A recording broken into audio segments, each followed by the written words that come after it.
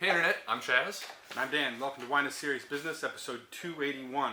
We're here starting out a series we're going to call A View From The Cellar, when we have fine folks on that are willing to share excellent wines with us, tell a good story. As you can see, we're sitting here behind the Great Wall of Lorene. We've got 11 bottles here of Domaine Drouhin Laurene. Our friend David and our friend Heidi, who's sitting just off camera, agreed to share these bottles with us. Shout out to Bill as well. Bill Jones, yeah. Yep, for contributing a couple extra bottles. And we're here to taste this entire vertical and talk about them with you. So excited. Can you tell us a little bit about Domaine Drouhin Laurene and what your experience has been with this wine over the years? Well, Lorene is basically used to be the flagship wine before the Limited or the Louise came out. This was one of the initial ones. And Veronique, who is the winemaker here, who is a relative of the Drouhins, her daughter, Lorraine, is her older daughter and named this particular wine after the daughter. And it's sort of interesting because they pick it out of their own vineyards and then they put it in barrels, but they keep the vineyards in separate barrels, and then they do a mix, and then they do barrel tasting after a while, and they pick like the top 15% of the barrels and they put those aside to let them mature a little bit longer. And Lorraine and Louise both come from selective picks of those barrels, and then they just leave them in the barrels while they bottle their standard Normale. And after that, it's they keep them in the bottle for almost 2 years before they release them. So longer than any other wine. They've just released the 2012, and here we are on the verge of 2016. Yeah. So a few of us have been collecting them over the year, and they just really taste good. Yeah, I've had great experience with them in the past too. You as well? Same here, yeah. These tend to age really well, so it'd be interesting to see from young to old. So what are we going to start out with? You can start out with them. You're in. I think it's the 00. Okay. Any memories of this when it came out, or recent tastings of it? Because I don't know if I've ever tasted this wine before. Well, they had a lot of hype on 98 and 99. 98 was considered the Schwarzenegger year, and 99 was considered the Pierre Bronson year. Okay. And so 2000 was sort of a year because there was so much going on.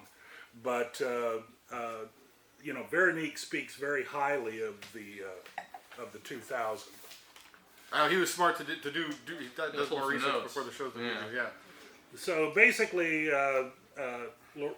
Veronique, who reviewed the wine, say it's a beautiful melange of red and black fruits wrapped up in the texture, and it's one of her personal favorites. She thinks it's even better than the 93 vintage. The interesting part about this is the fact that these are considered ready to drink, the older ones, where the new ones still have 5 to 10 years worth of maturity. Right. We here have found many of the Oregon Pinots can last 20 years without really too much difficulty, much like, and they're blended by Burgundians. Yes. And so they will last. I believe it, yeah. It's always interesting seeing the press notes for Oregon wines because they really, I think, don't give them the aging potential like in press that they often have. That everybody in this room knows that they have. Right. Yeah.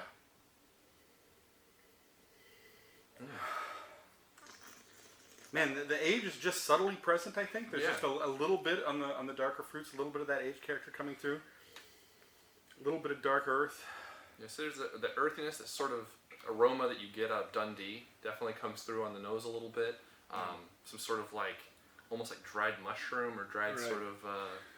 We opened these about 15 minutes ago. They weren't decanted or anything, so they're going to change a little bit over time, obviously. Right. And the recommendation typically is to let them decant for 15 to 30 minutes, but we're not doing that for the sake of the show.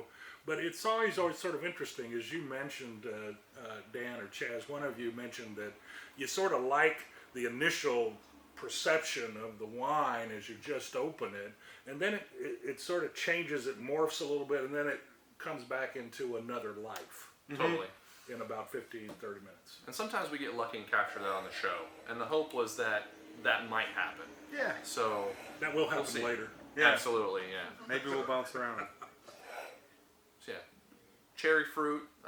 There's like a little bit maybe like cranberry in the nose, but yeah, earth and mushroom. Very pleasant. A little floral element there too. Yeah. It's actually a bigger wine than I would Yeah. expect. I thought it would be a little bit softer, but it's actually maturing quite well and seems to be drinking really nice right now. Still rather exuberant. Yes, definitely. Fruit really jumps out on the palate. I think, still firm acidity and firm tannins too. Not, I wouldn't really call it a tannic wine. It's not heavy or harsh, but it's, it's not like soft with age or weak in any.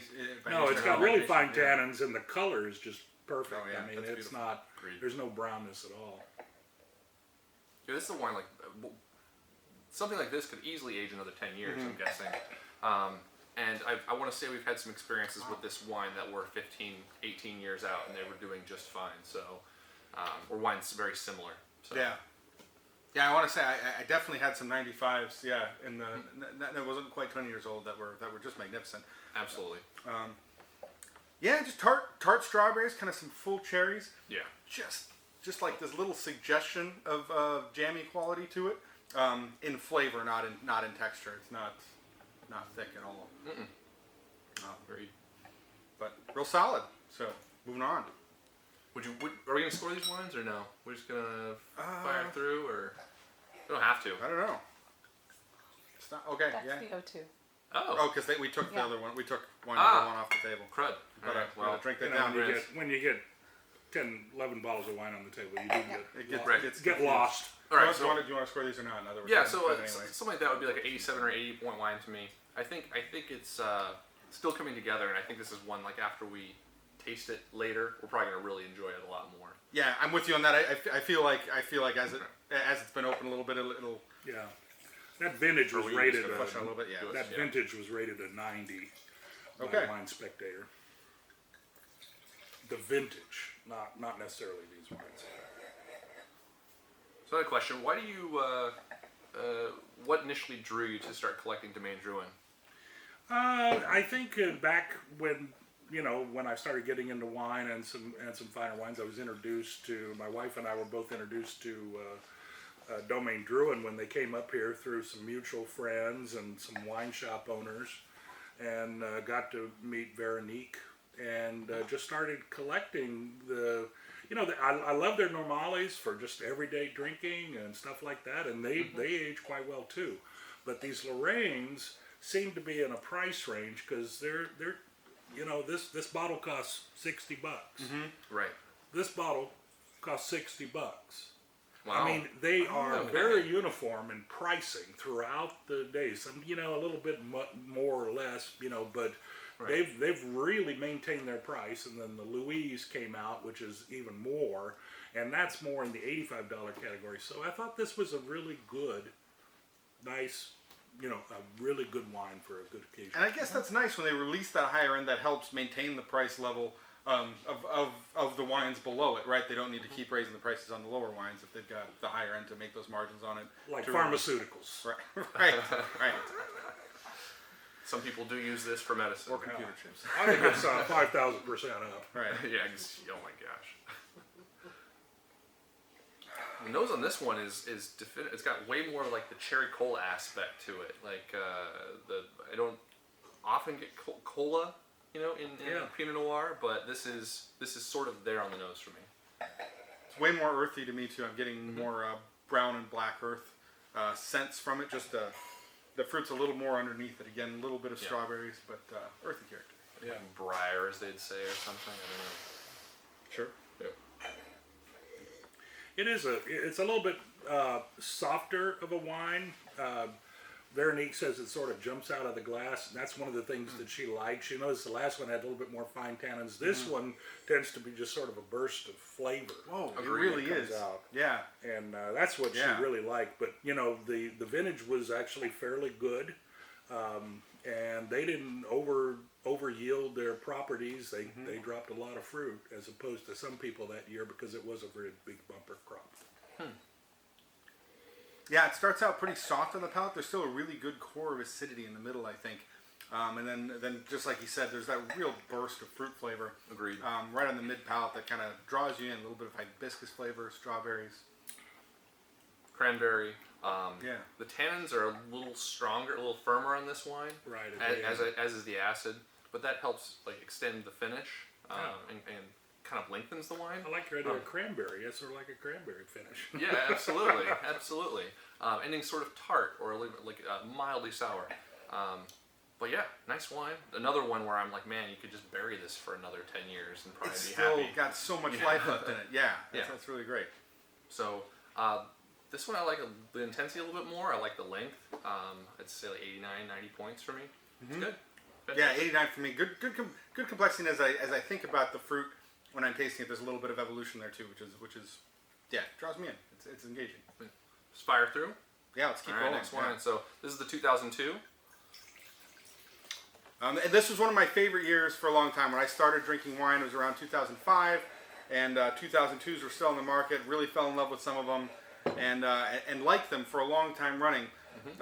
Maybe until around 2010, the 5s kind of came up in my mind, and now I'm really loving 10s and have had some 02s that have been hot. So it was a bigger, riper year, and over time, I think like many places, some of them didn't quite hold up.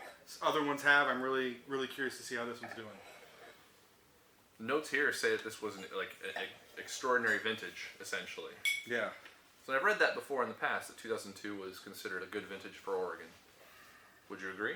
Yeah. Across the board? Yeah, it was pretty good. This was before I was really consuming a lot of That was wine. before you were born, right? No, you were still in third grade. No. Us old farts can say that. A little darker fruit than the previous two, I think, showing up in those. I think more towards the cherries, maybe a little bit of plum. Yeah, Veronique thought that this particular year, because even people that have a lot of experience with Pinot Noir in France that come over, because they bring some of their master blenders from Burgundy over to blend these things. And it was the first year, because they've been making wine since like 93 over here, 94, somewhere around in that early 90s. And she felt that this year, the Burgundy mixers and herself finally got the grasp of Oregon grapes. Pinot Noir. That's really cool. And really could tune in now. And, she calls that Gras in Burgundy. It's basically where you finally get it and it's just perfect. I've never heard that before. That's cool. That's cool. Definitely a feeling of strength on the nose. There's a little more, it's almost like a little more intensity in the nose. It's definitely more fruity, whereas the last two wines I could almost sense like the earth components were a little stronger. It smells nice. Yeah, I sense there's a lot of the middle. Sometimes you get wines that are, nice and fruity up front and they're tannic in the back, but the middle sort of lacks a little bit. This one is completely well-rounded. Agreed. And this is pretty dang well balanced too.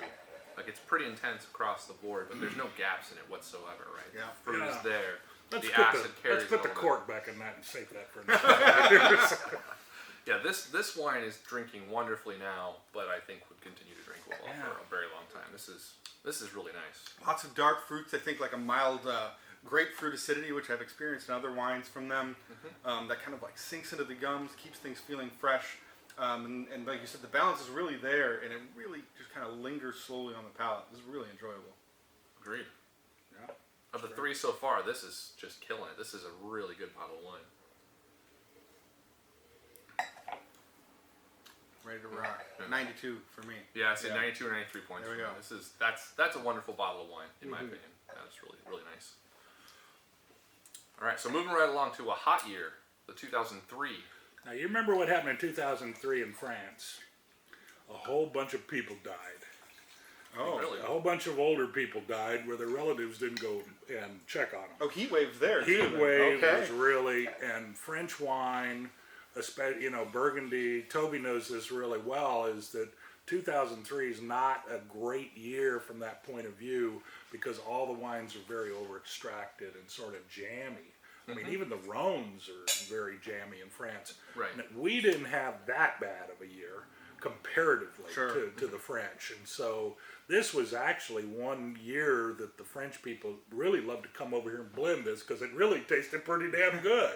And I think this is one of the ones that they keep quite a bit back over in France, just to compare. That makes sense. Their Louise was the best 03 that I had. So coming off of learning about wine in 02, 03 was a struggle for me. Really? There was a lot of disappointment, and it just had a hard time. Like higher alcohols, a little green in some cases because I think it got ripe really fast. Right. So it's been interesting to check in on a few of them over time. I can't remember the last time I had an 03. Yeah, this definitely smells more like jam. Like more like preserves or something. A little bit right? more ripe. A little Yeah. bit more ripe. It's got a little heavier dark fruit flavor. Agreed. Sort of in the mid palate to the end. You don't taste the Smells like tannins fig. quite as big, and I think that's just because the fruit flavors are big. It smells like jam to me. I mean, it's definitely more jammy than the other two. Like the O2 specifically was like more fruit, like fresher fruit. This is darker, more preserved. Almost reminds me sort of like Fig Newtons, but we're not going there. We're not like in Rhone territory or something, right? So, Sure. But definitely it smells like a warmer vintage wine. Yeah, the 03, by a lot of the vintage things in Wine Spectator are basically past peak Sure. for Oregon Pinot Noir. I don't think this is past peak. Not at all. But No. I think it just depends on the wine, and I think it's great. Yeah, surprising flavors here. I mean, like the palate is more sort of like tart and like young cherries. The finish does get sort of muddled up in like the high alcohol sort of thing. Like you can sense it's there. Yep. The tannins are present. The acid is there. But yeah, it's all a little would you like say disjointed almost, right? Like it's not. It's a tough to come up right behind the O2. So That's definitely true. Yeah. And I think the fruit in some ways is a little brighter than the O2, but it's also more vivacious and more like spreading throughout the palate early. And it definitely dries out in a little more firmly towards the finish. agreed. Back to 88 for me, kind of in line with some previous ones, and also still not tasting all that old either. That's 87 points for me. That's a nice wine. All right. So this is the 2004. 04, I just went to a big tasting of 04 as well. That was a few years ago now. Sorry, I poured it really big. That is big. I'm sorry. You can pour some off. To you? Find a good home for it. All Yeah, right. it'll go somewhere useful. So, yeah, 04 was right when I started getting interested in wine, or I was drinking 04s, 05s. So, really kind of liked the vintage, although I went to a huge horizontal, and I kind of actually didn't like the vintage after the horizontal. A lot of the wines were the same. So, very Sure. similar. Yeah, anyway. I've had some that I really enjoyed, but not Yeah, a whole lot of this smells 04s have jumped out. Wow. This smells wonderful. Yes. It's got that great combination of like full fruit, but that's not too heavy, a little bit of floral elements, a little bit of those earthy notes, a little bit of funky forest floral like the Dundee Hills can really bring into a glass. Right, agreed. All mixed together. Very bright. Yeah. I really like it. This will be that really great food wine, and we're probably going to see that as we get to the newer vintages. We're going to see things sort of brighten up a little bit and not be so subtle. So maybe this is the first year. Decent balance here too. I mean, like the acid plays really well with the fruit. The fruit flavors are really like nice. There's sort of the strawberry, ripe cherry. There's none of like the tart edginess or like any sort of bitterness or sourness leading to the finish. The finish is rather long, surprisingly, and not like acid carrying it. It's all just fruit that's left on the tongue, which is pretty nice. Yeah, while remaining delicate, I think, through the entire experience. This is an impressive 04. Makes me feel better about the vintage actually. This is really quite nice. Yeah. It really is, and and Veronique pointed out there's a certain, not in a bad way, a little cola type of taste you get out of it too, and maybe that's just because cola is designed to have a little brightness to it, and make you a little bit more satisfied as you drink. Right. But this was a pretty good year in Oregon. Yeah. 93 out of 100. And whose notes are these? Vintage hype? No, these are Wine Spectators. These are Veronique's. Okay. Gotcha. Got it.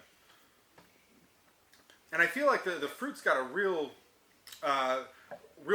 richness to it, right? I'm getting Agreed. both high tones and darker tones kind of out of the fruit, and I feel it kind of expand on the palate a little bit, like biting into a really juicy cherry. Yeah. It's really engaging. Really like this wine. tough to score when they start to get this good. Like 91 points for me. I mean, this is a really nice wine. I really quite like it. 92 plus for me. I like it just a little more than the 02 actually. Put them side by And side. the top of your scale is 95? People would say that, yeah.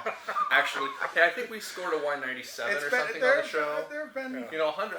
I don't know if I've ever actually scored a wine 100 points. It's always amazing to have Robert Parker has 100 points and it always sticks between 80 and 100. It's just Agreed. Everybody's got their different, yeah. To be honest, I hate using the scale. yeah. But it's what people know. Oh, this Rex right? Goliath, it's about an 87. Right? No, it's terrible. It sucks to stick them into that. Like to quantify them in that way. I'd rather just talk about the wines. 1 to 10, yeah. Thankfully, we get to do that. But it's nice, and it's that's partly why we have little longer shows like this. We get a chance to talk about it. You get a chance to hear more than just our opinions about it, and there's a little bit of context more than just a tweet with like DDO 04, 93, yum. Juicy. Yeah, yeah. Right. All right, so let's move on to 2005. Right when I was drinking wine, and I really liked the wines from the 2005 vintage. Very excited to try this. Yeah. And these ones, a lot of the 2005 wines I've been having lately are really starting to open up and come alive. So, Yeah. Detracts from me a little bit. Was that what? A lot of glycerin on the Yeah. finish of the Yeah. 04, Yeah. which detracts from me a little bit. Okay, a little too heavy. This is like a little too much alcohol, a little too much glycerin on to me on the finish. All right, thanks. yeah. Wow, this is different. Yeah. It is.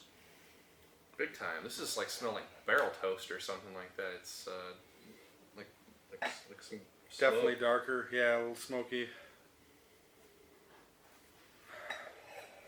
Yeah, completely like a huge shift of gears here. Yeah. Like this is all at least from transition. I mean, it's just like a burnt wood and smoke.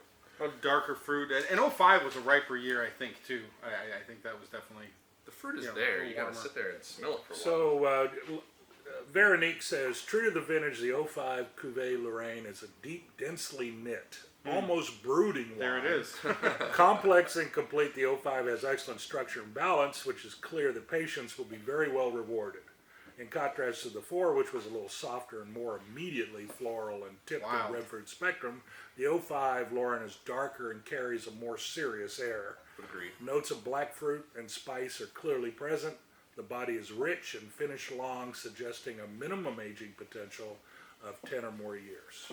Well, here we are at 10 years, and I bet those were written shortly after release, although it sounds like they were written yesterday. Okay. Yeah. Wow. written in 08. Nice. I would totally agree with like the dark characteristics here. Like this is a completely darker wine than the last wines. Definitely more smoky. I would agree with the spice characteristic. A little bit of that. Darker and a little more dense on the palate. Doesn't last near as long. But nice tannins. Like the structure here is actually kind of in a nice place. So This is something I've loved about other 2005s. The acidity kind of pops up in the mid palate and kind of races through that dark fruit. Kind of gives just a little hint of minerality. Gives a little bit of that cranberry edge around the dark fruit and keeps it lively. And adds a little bit of intrigue to me, as well as the delicious flavor. It's definitely fuller on the palate.